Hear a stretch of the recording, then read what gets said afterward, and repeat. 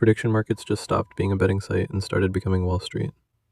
Polymarket has filed the paperwork to let Americans trade event contracts on borrowed money, and its biggest rival got that green light months ago. Here's what's actually happening. And none of this is advice, it's just how the machinery works. First, the filing.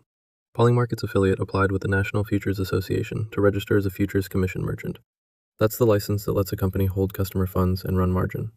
Right now, every position on the US platform is fully collateralized. A contract costs 60 cents.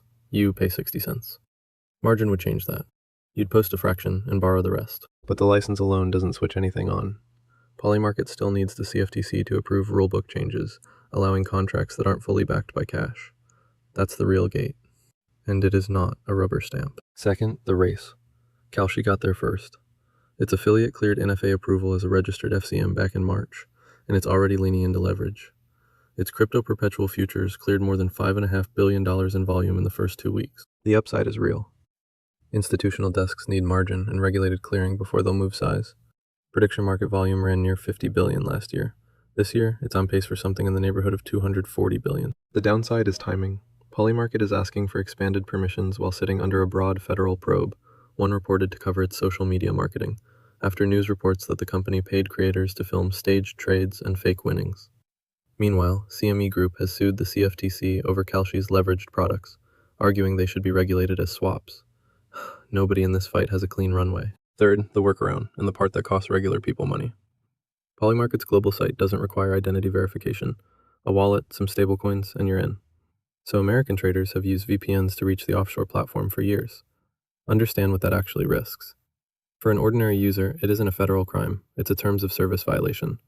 But the platform can freeze the account and keep the funds, and you have no recourse.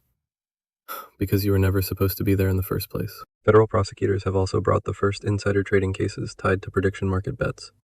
Their position is that event contracts are swaps, and insider trading law applies with full force. And since margin is the whole story here, know the two vehicles. A futures contract is an obligation. When it settles, you're on the hook, and your losses can run past the money you put down. An option is a right, not an obligation. The most a buyer loses is the premium they paid up front. Long means you profit when price rises. Short means you profit when it falls. Margin doesn't change any of that. It amplifies it. 2-to-1 leverage turns a 20% gain into 40%. It also turns a 20% loss into 40%. And if your equity drops below the maintenance threshold, the broker issues a margin call. If you can't meet it, they can liquidate your position without asking you first. Here's the part that saves you time and money. Watch the rulebook, not the license. The license is paperwork. The rulebook approval is the switch. Until that flips, nothing changes for US traders. And when it does flip, the thing that decides who survives isn't picking the right side of the bet, it's position size.